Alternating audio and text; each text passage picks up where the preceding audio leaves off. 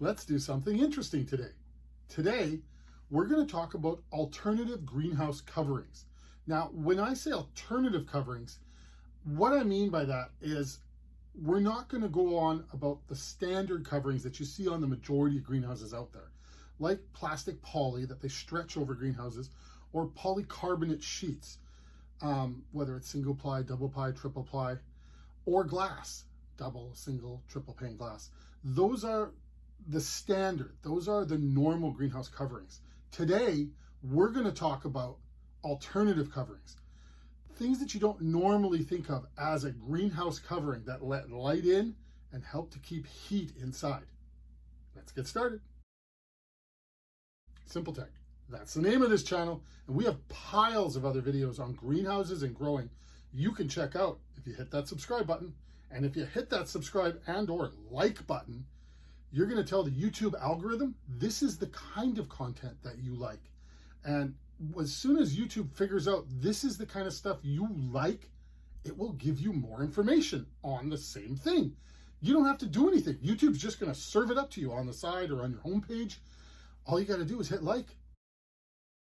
Okay, when it comes to alternative greenhouse coverings, not all of them are going to last years and years and years. Some of them may only last a season or part of a season. But if you need to cover your plants, this is not a bad idea to consider for a short-term temporary cover. Now, the first one we're going to talk about is cellophane. The same stuff, saran wrap basically, the same stuff you wrap your food in for the refrigerator. You can buy saran wrap in large rolls, fairly cheap. I mean, it's not expensive at all. And wrap the bejeepers out of your greenhouse. And if you wrap it in cellophane, you're going to protect it from rain and from wind. Now, maybe not the highest winds in the world. Cellophane at some point is going to snap in a high wind. The other problem you got with cellophane is that it's not going to survive UV rays for very long. You'll be lucky to get one season out of it. But if you need to cover your plants for a couple weeks or a month while you're waiting for maybe an order from China on some good greenhouse covering, cellophane's a good option to consider.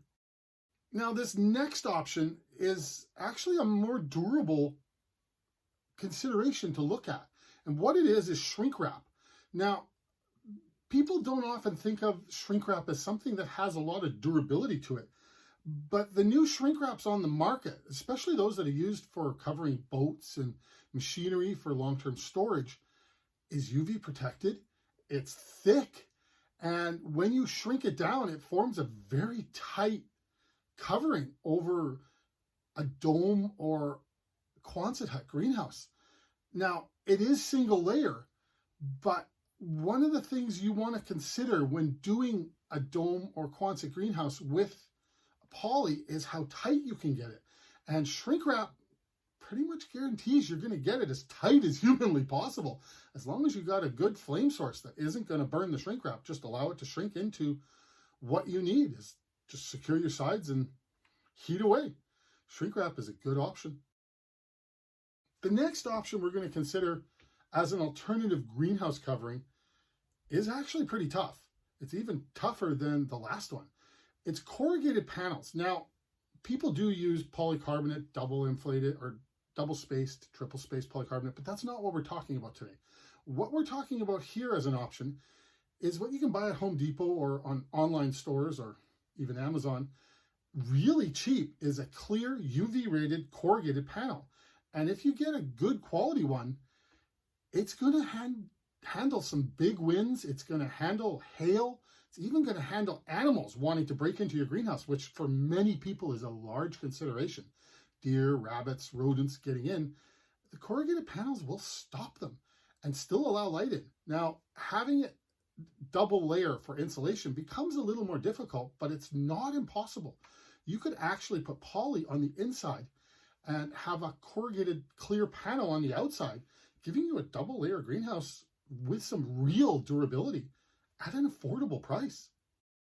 Well, since we're talking about plastic, we might as well throw one more out there. This is a self-contained mini greenhouse, and it's really simple. It's just buying a Rubbermaid tote. Now, if you want to use it during the day, you get a clear tote. If you just want to cover your plants for a frost warning, any old tote will do. You put it over the plant, and you're good to about -2 Celsius. If it gets colder than that, you're screwed. Now, that being said, it is possible to put some heat in them. So one of the ways you can put some heat in these little totes is to add a candle. And if you add a candle to it and make sure there's a little bit of air that comes in for that candle, you're going to get some heat, especially if you use a terracotta candle heater.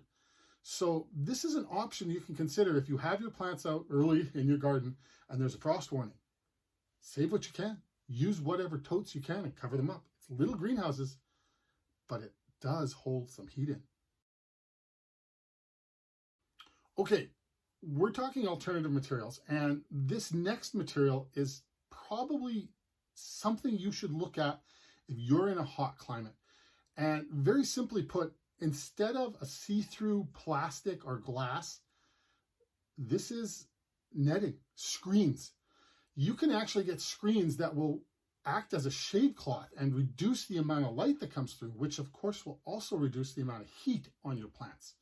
So if you're going to go and put a greenhouse up and you're in a climate that gets 110 Fahrenheit or 35 to 40 degrees Celsius on a regular basis, and your nights are pretty warm, your main concern with a greenhouse is actually to keep it cool, to add a little bit of shade while your plants can still grow in light, and to help protect the plants from a large, heavy rainfall that could damage the roots and the leaves. I mean, netting may stop all of the rain, or it may stop a portion of it. But with a greenhouse, you're probably looking at watering the plants on your own schedule anyway. The main concern here is heat control and doing it as cheaply as possible. The last thing I'm going to cover is probably the cheapest one of all. And what it is a clear recycled garbage bag. Now, that sounds kind of stupid. Are you throwing your plants out? No. A clear plastic garbage bag is clear plastic. And you can put it over your plants if you need to protect them from excessive rain, large winds, if it's secured properly, and or cold weather. Now, once again, these type of cheap coverings will not help you if you're going into -10 Celsius. But if you're looking at a mild frost warning of 0, -1, -2, this is something you can consider to help save your plants get through the night if you're going into good temperature the next day. This is not an option for going through the winter. But if you're on a budget and you've got a few of these clear plastic bags under the kitchen and there's a frost warning and you might lose your plants, this works in an emergency. So there we go. There's a few options we can look at for alternative greenhouse coverings. And most of these are incredibly cheap to do. Sometimes they're even cheaper to put on than the traditional corrugated plastic or polycarbonate type sheeting. If you look at the corrugated plastic or polycarbonate sheets and put as a second layer polycarbonate behind it, you're going to, in most cases, be a lot cheaper than buying a polycarbonate double or triple insulated sheet, and you're going to have a much bigger air gap.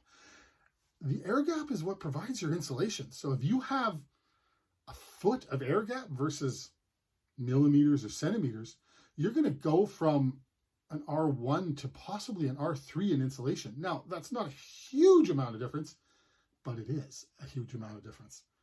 Because every degree in R factor that you go is less heat that you have to put in your greenhouse to keep it above freezing or to keep it above 10 degrees Celsius.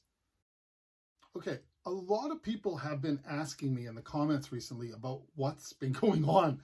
I've been posting a lot of videos, one every day for the last 11 days. And what it is that I decided I'm going to post 30 videos in 30 days, one a day, and I'm going to make one video a day. And the reason for that is I'm actually learning some things, how to crank out videos faster. They may not be at the exact quality that I want, but I'm learning some things about the market, what's responding with thumbnails, and I'm learning about the technology and recording these. Now, it does sound like a bunch of simple things, but it's really not. And there's a lot of complicated things behind the scenes for this. I've committed myself to an enormous amount of work, and I would really like your input as to what you think on these videos. I've got another 28 left to do, or 18, left to do. and I'm going to keep cranking them out one a day, every day, until I hit 30. What I do after that, I want some input. Please tell me what you think a reasonable update schedule would be. Whether it's continue with one a day and try and kill myself, or whether I'm going to post 3 times a week. What I would suggest on that is a Sunday, a Tuesday, and a Friday posting, or twice a week or once a week. And what do you think is appropriate for a channel like this going forward? I really would appreciate your input. And, you know, if you stuck around this long to listen to me, take a moment and say something about that, because I actually do listen to what every one of you says. Not that I'm going to do what you say, but, you know, the more people that say the same thing, it will seriously influence me. I hope you like what's been going on, and please enjoy some more or check out the videos that we have in our archive. Cheers.